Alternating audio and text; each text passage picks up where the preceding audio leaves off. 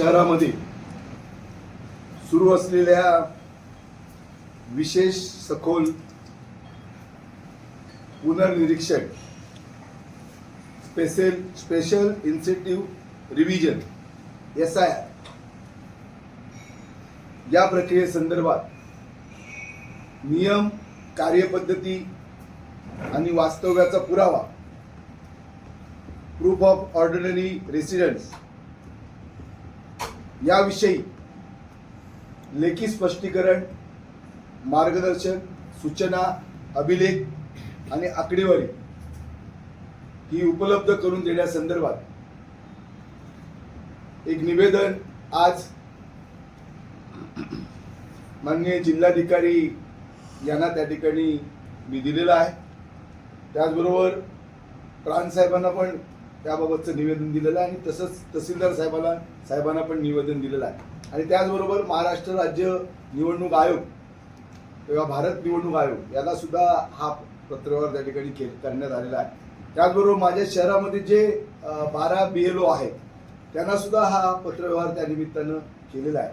खरं तर गेली सातत्यानं याचा पाठपुरावा, कारण जी नोंदणी झालेली आहे चुकीच्या पद्धतीनं, अयोग्य पद्धतीनं, ही नोंदणी माझ्या या कणकवली शहराच्या मतदार यादीमध्ये होऊ नये आणि योग्य माणसाची नोंदणी ही त्या ठिकाणी व्हावी.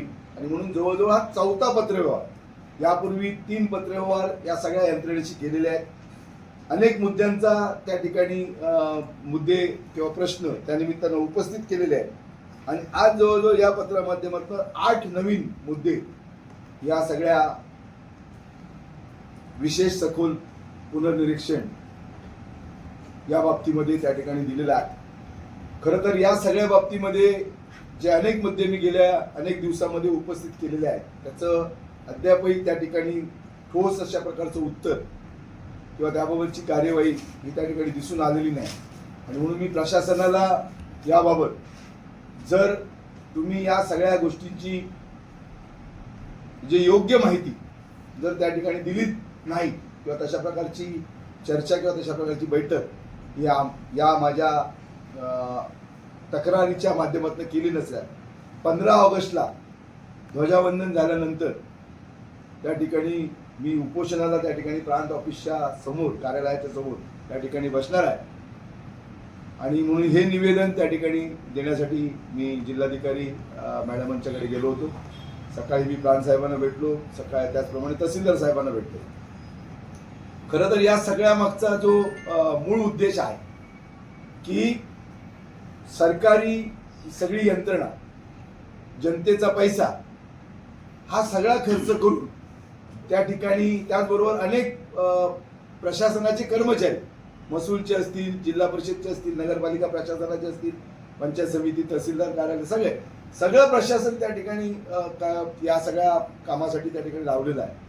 असं असताना हा कारभार किंवा हे काम हे पारदर्शक त्या ठिकाणी झालं पाहिजे, योग्य झालं पाहिजे. आणि म्हणून ही त्या ठिकाणी माझी लढाई आहे. मी कणकवली शहराच्या संपूर्ण सगळ्या 12 बूथमध्ये आणि 17 वॉर्डमध्ये ज्या पद्धतीनं बोगस मतदारांची नोंदणी ही त्या ठिकाणी केलेली आहे, ही सातत्यानं त्या ठिकाणी प्रशासनाच्या समोर पुराव्यानिशी त्या ठिकाणी मी दाखवलेली आहे.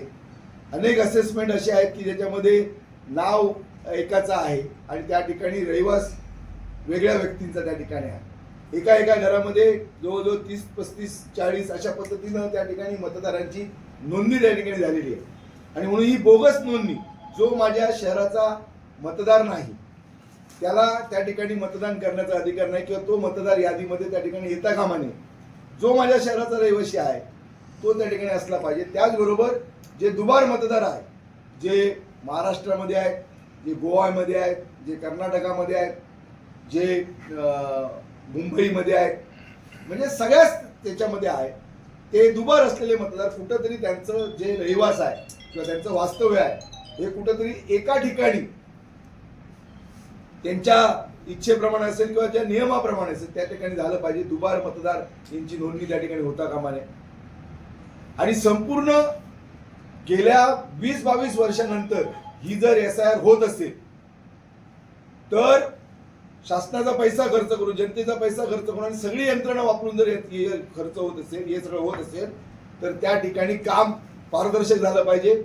योग्य मतदारांची नोंदणी त्या ठिकाणी झाली पाहिजे. ज्यांचं वास्तव्य आहे, ज्यांचा रहिवास आहे, अशाच मतदारांची कणकवली शहराच्या मतदार यादीमध्ये त्या ठिकाणी नोंद होणं गरजेचं आहे.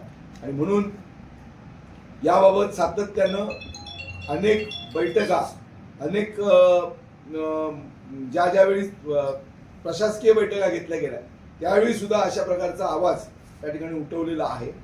आणि माझं म्हणणं आहे की प्रशासन असं सांगतं की हरकती घेण्याची आणि आक्षेप घेण्याच्या संदर्भामध्ये काही वेळ किंवा हे सगळं करण्यामध्ये एक टाइम टेबल दिलेलं आहे SIR मध्ये. मग याच्यामध्ये तुम्ही ज्यावेळी तुम्हाला हे चुकीचं दिसेल त्यावेळी तुम्ही हरकती घ्या.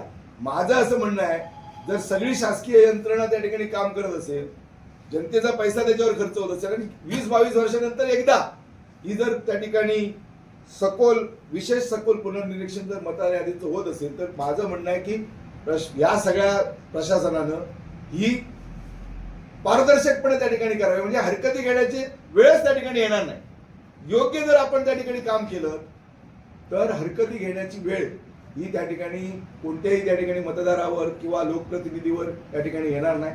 आणि म्हणून मी या निमित्तानं आपल्याला सांगतो की याच्यातलं जे गांभीर्य आहे हे गांभीर्य त्या ठिकाणी आपण समजून घ्या, जनतेने समजून घ्यावं. कारण कणकवली शहरातल्या मतदारांची काय किंमत असते, त्याला कशी प्रलोभनं दिली जातात, कोणती आमिषं दिली जातात, कशा पद्धतीनं त्या ठिकाणी दहशत निर्माण केली जाते. आणि म्हणून कणकवलीतला जो मतदार आहे हा योग्य मतदार असला पाहिजे, त्याचा रहिवास असला पाहिजे आणि त्याचं वास्तव्य हे त्या कणकवली शहरामध्ये असलं पाहिजे.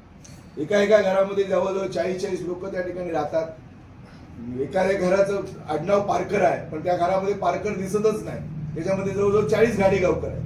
15 शेडमध्ये जवळजवळ 30-40 असे मतदार त्या ठिकाणी भरलेले आहेत. आणि अशाच पद्धतीनं जे असेसमेंट आहे त्याच्यामध्ये अनेक भटक्या समाजातले लोकांची सुद्धा नावं त्या ठिकाणी नोंदण्यात आलेली आहे, ज्यांचा कणकवली शहराशी काही संबंध नाही.